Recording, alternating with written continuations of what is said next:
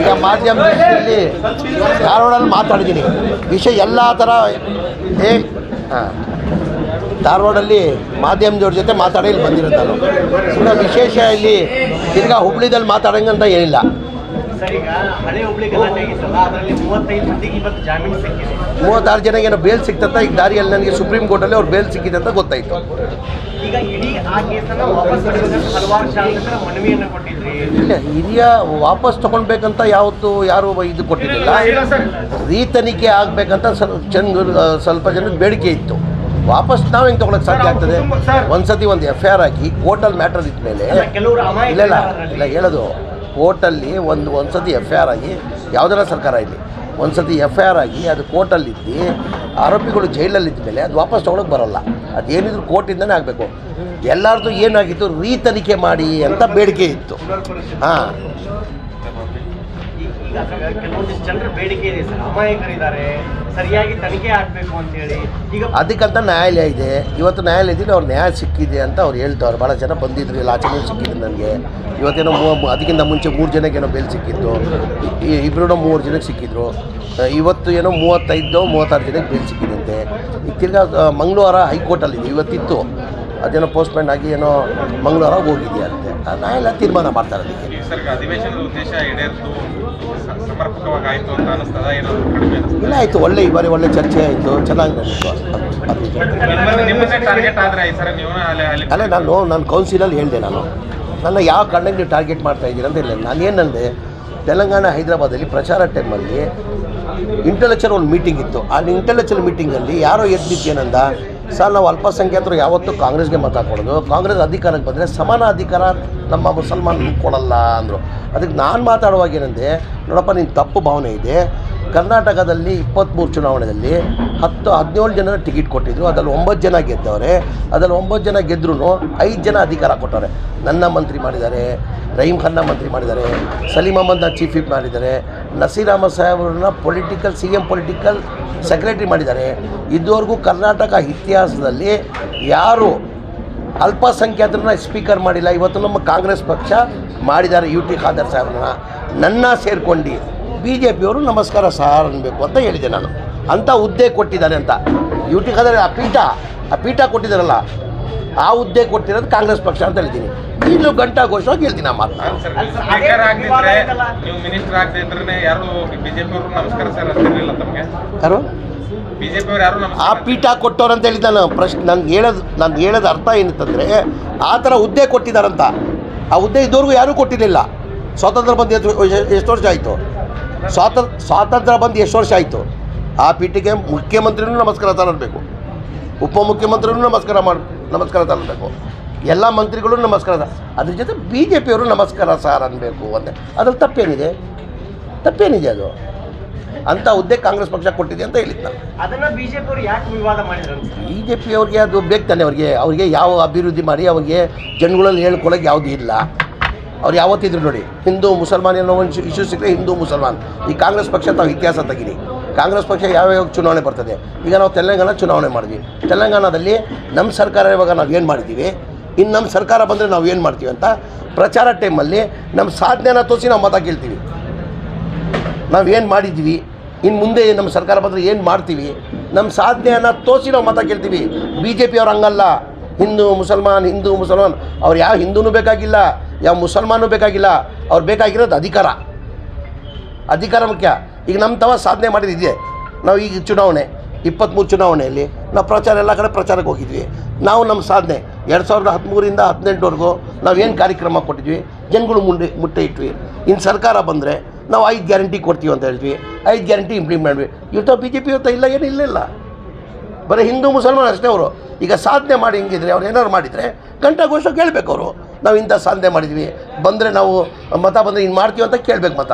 ಅದು ಬಿಟ್ಟು ಬರೀ ಅವ್ರು ಹಿಂದೂ ಮುಸಲ್ಮಾನ್ ಬೇರೆ ಏನಿಲ್ಲ ಅವರಿಗೆ. ಲಾಸ್ಟ್ ಟೈಮ್ ಇಲ್ಲಿ ಸಿದ್ದರಾಮಯ್ಯನವರು ಮುಸ್ಲಿಂ ಸಮಾವೇಶದಲ್ಲಿ ಭಾಗಿಯಾಗಿದ್ದಾರೆ. ಅಲ್ಲಿ ನಮ್ಮ ಸರ್ಕಾರ ಅಲ್ಪಸಂಖ್ಯಾತರಿಗೆ 10,000 ಕೋಟಿ ಎಲ್ಲ ಸಮಾಜಕ್ಕೆ ಕೊಡ್ತೀವಿ. ಅವ್ರು ಏನು ಹೇಳಿದರು, ಹೇಳ್ತೀನಿ ನಾನು ನೋಡಿದೆ ಅದು. ಇದ್ದಿಲ್ಲ, ನಾನು ಇದ್ದೆ ಆ ಸಮಾವೇಶದಾಗ, ನಾನು ಇದ್ದೆ, ನೀವು ಇರಲಿಲ್ಲ. ಸಮಾಜಕ್ಕಷ್ಟೇ, ಮುಸ್ಲಿಂ ಸಮಾಜಕ್ಕೆ 10,000 ಕೋಟಿ ಕೊಡ್ತೀನಿ ನಾನು. ಅನುದಾನ ನಾನಿದ್ದಾಗ ಜಾಸ್ತಿ ಇತ್ತು, ಬಿಜೆಪಿ ಅವ್ರು ಬಂದು ಕಡಿಮೆ ಮಾಡಿದ್ರು. ನನ್ನ ಪ್ಲಾನು 10,000 ಕೋಟಿ ಕೊಡೋದಿದೆ ಅಂತಂದ್ರು. ಏನಂದ್ರು ಅವರು? ನಾನು ಹೇಳ್ತೀನಿ ಕೇಳಿ ಸರ್. ನಾನು ಮುಖ್ಯಮಂತ್ರಿ 2013 ಆಗೋದು ಮುಂಚೆ ಅಲ್ಪಸಂಖ್ಯಾತರು ಮೈನಾರಿಟಿ ಗ್ರ್ಯಾಂಡ್ ಬಂದು 400 ಕೋಟಿ ಇತ್ತು. ನಾನು ಮುಖ್ಯಮಂತ್ರಿ ಆದಮೇಲೆ 5 ವರ್ಷ ಅವಧಿಯಲ್ಲಿ ಅದಕ್ಕೆ 3,150 ಕೋಟಿ ಮಾಡಿದೆ. ಈಗ ತಿರ್ಗಾ ನಮ್ಮ ಕಾಂಗ್ರೆಸ್ ಸರ್ಕಾರ ಬಂದಿದೆ, ಈ 5 ವರ್ಷ ಅವಧಿಯಲ್ಲಿ 10,000 ಕೋಟಿ ಮಾಡ್ತೀನಿ. ತಪ್ಪೇನಿದೆ ಅದು? ತಪ್ಪೇನಿದೆ? ಬರೀ ಮುಸ್ಲಿಂ ಸಮಾಜಕ್ಕಿಲ್ಲ, ಎಲ್ಲ ಸಮಾಜದವರೆಗೂ ಮಾಡ್ತೀನಿ ಅಂತ ಹೇಳಿದ್ದಾರೆ ಅವರು. ಅಂದರೆ 5 ವರ್ಷದಲ್ಲಿ ತಪ್ಪೇನಿದೆ ಅದು? ಈಗ 400 ಕೋಟಿ ಇದ್ದಿದ್ದು 3,150 ಕೋಟಿ ನಾವೇ ಕಾಂಗ್ರೆಸ್ ತಾನೇ ಕೊಟ್ಟಿರೋದು, ಸಿದ್ದರಾಮಯ್ಯ ತಾನೇ ಕೊಟ್ಟಿರೋದು. ಈಗ 3,150 ಕೋಟಿ ಇದ್ದಿದ್ದು ಬಿ ಜೆ ಪಿಯವ್ರು ಏನು ಮಾಡಿದ್ರು? ಸಬ್ಕಾ ಸಾಥ್ ಸಬ್ಕಾ ವಿಕಾಸ್ ಅಂತಾರೆ, ಸಬ್ಕಾ ಸಾಥ್ ಸಬ್ಕಾ ವಿಕಾಸ್ ಅಂತಾರೆ. ಏನು ಮಾಡಿದ್ರು? 800 ಕೋಟಿಗೆ ತಗೊಂಡು ಬಂದು ನಿಲ್ಲಿಸಿದ್ರು. 3,150 ಕೋಟಿ ಇದ್ದಿದ್ದು ಬಿ ಜೆ ಪಿ ಸರ್ಕಾರ ಬಂದಾದಮೇಲೆ ಅದನ್ನು 800 ಕೋಟಿಗೆ ತಂದು ನಿಲ್ಲಿಸು. ಅದಕ್ಕೆ ಸಬ್ಕಾ ಸಾಥ್ ಸಬ್ಕಾ ವಿಕಾಸ್ ಅಂತಾರ. ಅದಕ್ಕೆ ಸಿದ್ದರಾಮಯ್ಯ ಅವನಂದರು, ನಾನು 2013ಗಿಂತ ಚುನಾವಣೆ ಮುಖ್ಯಮಂತ್ರಿ ಆಗೋದು ಮುಂಚೆ 400 ಕೋಟಿ ಇದ್ದಿದ್ದು, ನಾನು ಮುಖ್ಯಮಂತ್ರಿ ಆದಮೇಲೆ 5 ವರ್ಷ ಅವಧಿಯಲ್ಲಿ 3,150 ಕೋಟಿ ಮಾಡಿದ್ದೀನಿ. ತಿರ್ಗಾ ಜನ ಇವತ್ತು ಆಶೀರ್ವಾದ ಮಾಡಿದ್ದಾರೆ, ತಿರ್ಗಾ ನಾನು ಮುಖ್ಯಮಂತ್ರಿ ಆಗಿದ್ದೀನಿ, ತಿರ್ಗಾ ಕಾಂಗ್ರೆಸ್ ಸರ್ಕಾರ ಬಂದಿದೆ. ಈಗ 3,150 ಕೋಟಿ ಇದ್ದಿದ್ದು ನಮ್ಮ ಸರ್ಕಾರದಲ್ಲಿ 5 ವರ್ಷ ಅವಧಿಯಲ್ಲಿ 10,000 ಕೋಟಿ ಮಾಡ್ತೀನಿ ಅಂತ ಹೇಳಿದ್ದಾರೆ. ತಪ್ಪೇನಿದೆ ಅದು? ಅದೇ ಸಮಾವೇಶದಲ್ಲಿ ಸಿದ್ದರಾಮಯ್ಯನವರು ಅಲ್ಪಸಂಖ್ಯಾತರ ಪರವಾಗಿ ನಿಲ್ತೀನಿ ಅಂತ ಹೇಳಿದ್ರು. ಎಲ್ಲ ಸಮಾಜ ಪರವಾಗಿ ನಿಲ್ತೀನಿ ಅಂತ. ಅಲ್ಪಸಂಖ್ಯಾತರು ಎಲ್ಲ ಸಮಾಜ ತೆಗಿರಿ, ಕ್ಲಿಪ್ಪಿಂಗ್ ತೆಗಿರಿ. ಈಗ ಮುಖ್ಯಮಂತ್ರಿ ಯಾರಾನ ಮುಖ್ಯಮಂತ್ರಿ ಇರಲಿ, ಒಂದು ಸಮಾಜಕ್ಕೆ ಸೀಮಿತ ಆಗಲ್ಲ. ಅಲ್ಲಲ್ಲ, ಯಾರಾನ ಮುಖ್ಯಮಂತ್ರಿ ಈಶ್ವರಪ್ಪನವರು ಆ ಪದ್ಧತಿ ಎಲ್ಲಿದೆ? ಬಿಜೆಪಿಯಲ್ಲಿದೆ ಅದು. ಈಶ್ವರಪ್ಪನವರು ಆ ಪದ್ಧತಿ ಬಿಜೆಪಿಯಲ್ಲಿದೆ. ಸಿದ್ದರಾಮಯ್ಯನವರು ಮುಸ್ಲಿಮರ ಪರ ನಿಲ್ಲೋದಲ್ಲ, ಅವರೇ ಮುಸಲ್ಮಾನರು ಅಂತ ಹೇಳ್ತಾರೆ. ಅವ್ರಿಗೆ ಏನಾರ ಹೇಳ್ಕೊಳ್ಳಿ ಬಿಡಿ ಸರ್. ಮುಖ್ಯಮಂತ್ರಿ ಕರ್ತವ್ಯ ಏನು? ಎಲ್ಲ ಸಮಾಜ ಪರವರೆಗೂ ಇರಬೇಕು ಮುಖ್ಯಮಂತ್ರಿ. ಅವ್ರ ಕರ್ತವ್ಯ ಧರ್ಮ. ಸರ್, ಮುಂಬರುವ ಲೋಕಸಭಾ ಚುನಾವಣೆ ಎಷ್ಟು ಮುಸ್ಲಿಮರಿಗೆ ಟಿಕೆಟ್ ಕೊಡಬೇಕು ಅಂತ ಬೇಡಿಕೆ ಇಟ್ಟಿದ್ದೀವಿ ನಾವು. ಮೂರು ಮುಸ್ಲಿಮನ್ನು ಕೊಡಬೇಕಂತ ಬೇಡಿಕೆ ಇಟ್ಟಿದ್ದೀವಿ. ಒಂದು ಸೆಂಟ್ರಲಲ್ಲಿ ಒಂದು, ಸಿಗ್ಗಾಂವದಲ್ಲಿ ಒಂದು, ಹಾವೇರಿಯಲ್ಲಿ ಒಂದು ಬೀದರಲ್ಲಿ. ಲಾಸ್ಟ್ ಟೈಮ್ ನಿಮ್ಮದೇ ಸರ್ಕಾರ ಇದ್ದಾಗ ಮುಸ್ಲಿಮರಿಗೆ ಟಿಕೆಟ್ ಮಾಡಿದ್ದು ನಿಮ್ಮದೇ ಸರ್ಕಾರ, ಕಾಂಗ್ರೆಸ್. ಏನೋ ಹೋದ ಸಲ ಅಧಿಕಾರದಾಗಿದ್ರಿ ನೀವು. 28 ಕ್ಷೇತ್ರದಾಗ ಎಷ್ಟು ಕಡೆ ಟಿಕೆಟ್ ಕೊಟ್ರಿ ಮುಸ್ಲಿಮರಿಗೆ? ಸಿದ್ದರಾಮಯ್ಯ ಸರ್ಕಾರ ಇದ್ದಾಗ ಹಾವೇರಿ. ಈಗ ನಮ್ಮ ಪಕ್ಷ ಕಾಂಗ್ರೆಸ್ ಪಕ್ಷ ಹೆಂಗಂದ್ರೆ ಗೆಲ್ಲಂಗಿದ್ರೆ 5 ಕೊಡ್ತಾರೆ. ಗೆಲ್ಲಬೇಕಿಲ್ಲ, ಟಿಕೆಟ್ ತೊಗೊಳ್ಳೋದು ಹೆಚ್ಚು ಮುಖ್ಯ ಇಲ್ಲ, ಗೆಲ್ಬೇಕು ತಾನೆ. ಗೆಲ್ಲಂಗಿದ್ರೆ 5 ಕೊಡ್ತಾರೆ.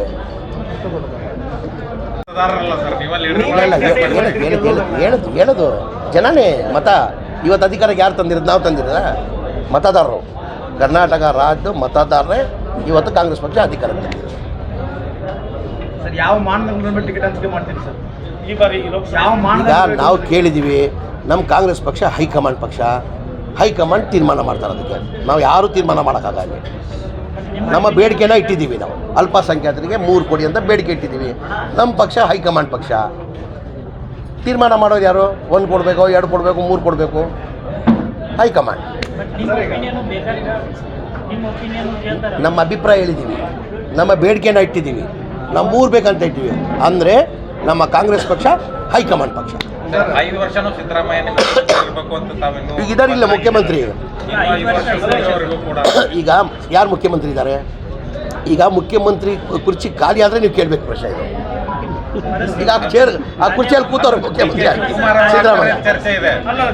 ಒಂದು ನಿಮಿಷ, ನಾನು ಹೇಳೋದು ಆ ಕುರ್ಚಿಯಲ್ಲಿ ಸಿದ್ದರಾಮಯ್ಯ ಅವ್ರು ಕೂತವ್ರೆ, ಕುರ್ಚಿ ಖಾಲಿ ಇಲ್ಲ. ಈಗ ಯಾಕೋ ಮೆತ್ತಗಾದ್ರಿ ನೀವು? ಸಿದ್ದರಾಮಯ್ಯ ಪರವಾಗಿ ಸ್ಟ್ರಾಂಗ್ ಆಗಿ ಮಾತಾಡೋರು ಯಾಕೋ ಮೆತ್ತಗಾಗಿ? ಕೊನೆಯವರೆಗೂ ಸಿದ್ದರಾಮಯ್ಯ ಪರ ನಾವು. ಅವ್ರು 5 ವರ್ಷ ಇರಲಿ ಅಂತ ನಾನು ಯಾವತ್ತಿದ್ರು ಸಿದ್ದರಾಮಯ್ಯ ಪರನೇ ಸರ್. ನಾನು ಹೇಳೋದು ಕುರ್ಚಿ ಖಾಲಿ ಇಲ್ಲ ಅಷ್ಟೇ. ಮುಖ್ಯಮಂತ್ರಿ ಸ್ಥಾನದಲ್ಲಿ ಅವರಿದ್ದಾರೆ. ಮುಖ್ಯಮಂತ್ರಿ ಚೇರಲ್ಲಿ ಸಿದ್ದರಾಮಯ್ಯ ಇದ್ದಾರೆ. ಈಗ ಕುರ್ಚಿ ಖಾಲಿ. ಈಗ ಖಾಲಿ ಆದರೆ ನೀವು ಕೇಳಬೇಕು. ಅದು ಈಗ ಖಾಲಿ ಇಲ್ಲ. ನಡೀರಿ.